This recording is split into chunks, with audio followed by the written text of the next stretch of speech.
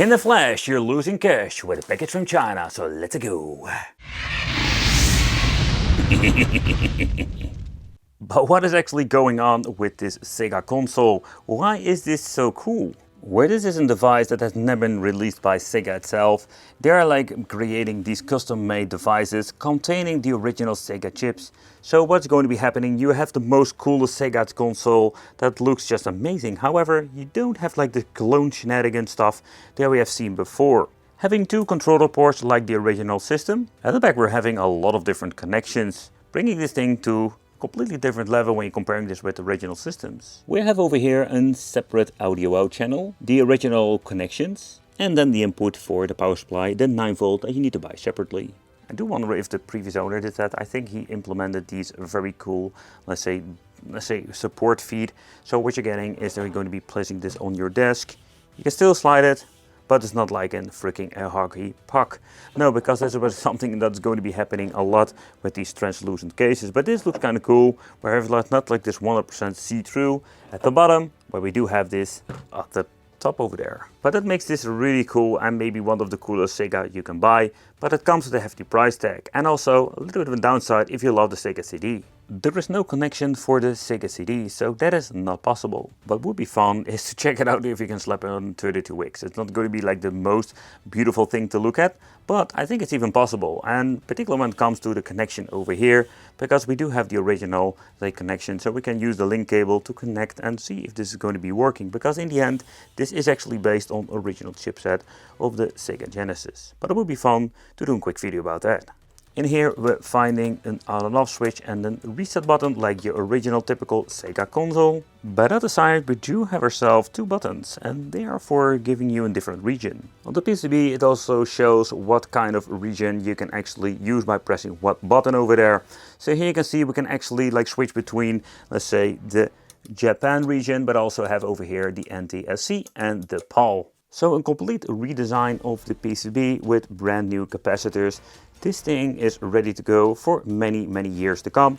Combined with the original chips, you do have the perfect Sega system and it's going to be a lot of fun. If I need to say there's something a little bit on the downside that we don't have a dust cover. So we need to put in a game, otherwise this thing is going to be filling up with dust and that's not going to be a good thing. So what we're going to be using today is just this very cheap power supply with the converter. And then we're going to be using over here the controller from Retrobit. Yep, the one I've been laying around using for many videos. And just a basic RGB, let's say, SCART cable. So let's get funky and let's do a quick comparison of what kind of games can we play and how does it work and how does it sound. So let's start off with the virtual racing game, and because this is original chips, you're going to be having no issues whatsoever when it comes to compatibility. And the signal output is absolutely great. Of course it depends what kind of cable you're using. So this is just a cheap, let's say, AliExpress RGB cable. I know if you're going to be getting into, let's say, the extreme, let's say, sync, Luma and all the other crazy stuff, yeah, you can order yourself like a $20 or $30 like freaking cable from my friend from the UK. It's absolutely amazing store, but nevertheless you're going to be paying also different prices. But if you really don't care about those things, you just want to play, this can be a very fun, cheap way to play when it comes to the cable. But moving on into this, there is no problem whatsoever. And everything seems to be working just fine. Audio wise, I'm just going to be honest, I don't really hear the difference, with the simple reason I'm not familiar with virtual racing. But only, I think the biggest downside to this particular device is that it comes with a hefty price point, but you will have something very unique when it comes to that. But everything seems to be working just fine. There is no aspect ratio option on the console itself, so that is something you need to change out in the monitor itself, for example. Moving on to the multi-cartridge, or at least the double cartridge of the Sonic 3 and Knuckles, and also this works without any problem whatsoever.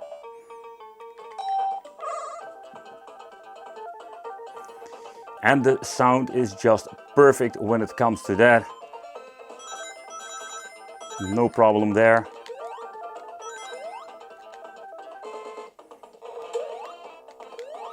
The game will sound a little bit slower than normal, and with a simple reason, because we're just using the PAL games now. Oh, I just realized this is already, I messed it up when it comes to that. So when it comes for gameplay, everything is just great when it comes to that.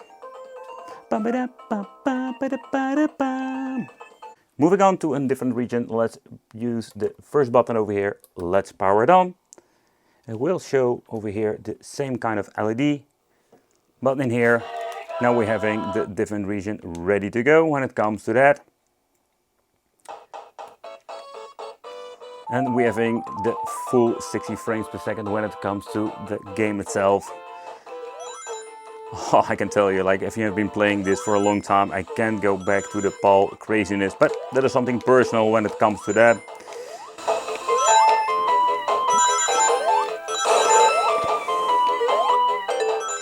So moving to the favorite hack of the game, here you can actually see this cartridge has been developed for US in the North and South America. But it is kind of interesting to see because the switch is enabled when it comes to that. So what we maybe can do is turn it off, put the other switch in, and let's see what kind of message we're getting now. And now it seems to be working just fine.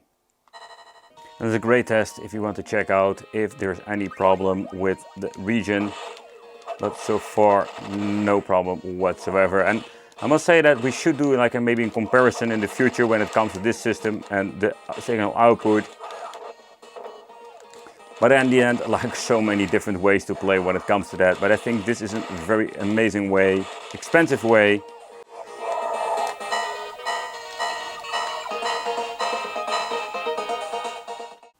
Let's move on to a Japanese region game with some Darius. But so far I've been playing outside of the camera with some old school Sonic the Hedgehog, and I can tell you that I really enjoyed myself when it comes to that.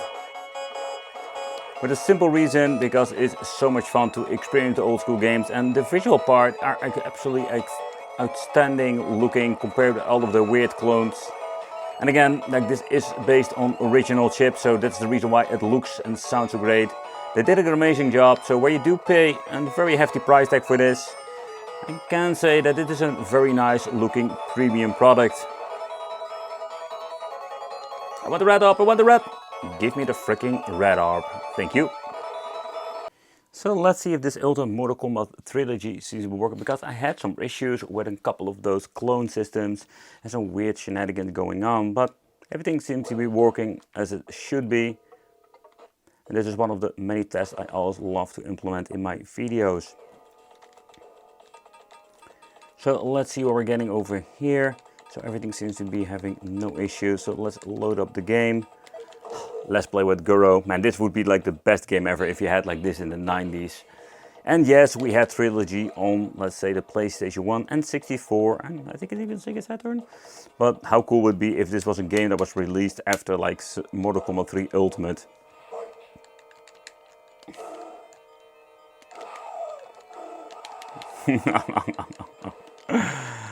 Oh, back in the day I always wanted to play with Goro. Let's see, how does that move again?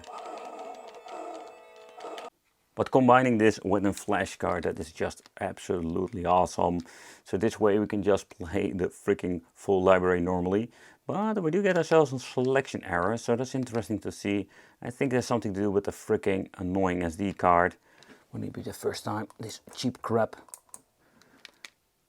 See, that's what I mean. Something wrong with it, but let's see, we can just load up a game if you want to. So shall we check what's inside of the chip already loaded up? I'm really curious what is going on. Okay, so there was actually a game booting up. And let's see, Outrun was loaded up in this. Get ready. But I was just listening to the soundtracks throughout the video games we're playing, and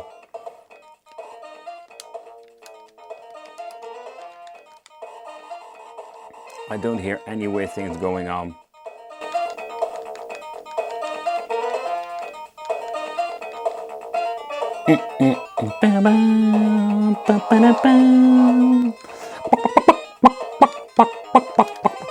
But you're getting the point, of course. But last but not least, then we're having the multi-game card. Yep. So what's kind of cool, we can actually check out. So we're having Japan PAL over here. So let's switch to a different region. We also can check it here. European PAL. Oh, that was just crazy. European PAL. Oh, USA NTSC. Okay, so that's kind of cool. So in this way we can just fairly easy check if everything seems to be working as it should be. So this is kind of a cool multi-game card. What's kind of cool, that is a combination of all kinds of hacked games. So with the hack games, actually, we're having all kinds of, let's say, cheat codes implemented. But we do have like Golden X2 with the enhanced colors, or that's like, that looks better. So what you can do is having some very cool, like hacked already. They should make like a multi-game card of Street of Rage or some kind with all of the kind of very strange hacked editions. That will be even cooler. But beside that, you should do a side-by-side comparison if you want to know the difference. It does look very nice when it comes to that. So next up, let's do a quick look into the Sega 32X. Let's connect the Mushroom of Doom and let's see how the overall quality is.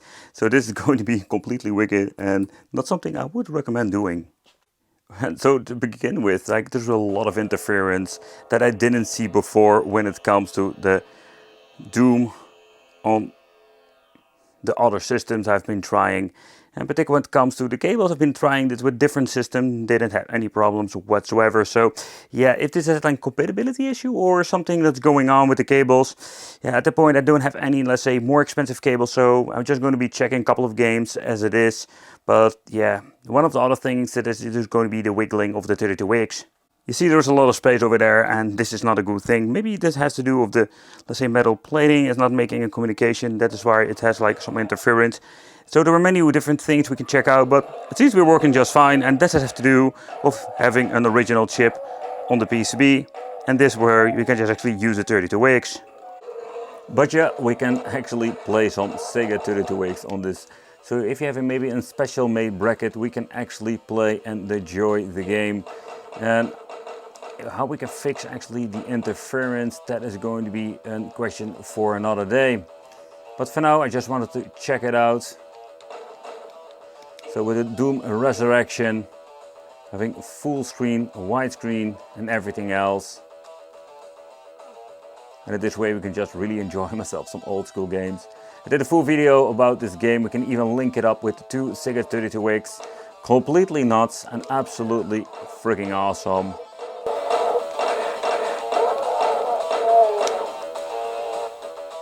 So at this point we're only having the PAL games that are enabled with this, let's say, Sega 32X. I'm using the PAL version and it's unfortunate we can't use all of the regions, so we're limited and look to the PAL. But doesn't matter, just wanted to see to just load up a normal game because the Doom Resurrection was region free.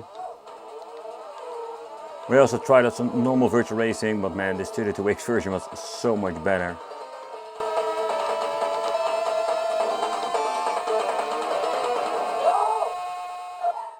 But there is a solution. If you want to play some Sega CD, you can actually do that by using the more expensive EverDrives, called the Mega EverDrive Pro. It is one with a hefty price tag, but then you do have a very fast instant loading card that do have the option to play the Sega CD games if you want to implement them in a machine like this that doesn't have the option to use the original hardware. So conclusion, this is absolutely an amazing piece of technology. But is it really worth that hefty price tag? I think that is something you need to decide. Because you're going to be needing to pay a lot of money for actually just a Sega Genesis. Is it not like easier to just buy yourself a Sega Genesis console and just play it like that? Let me know in the comments. Thank you all for watching, consider subscribing and it would be great to see you in the next video.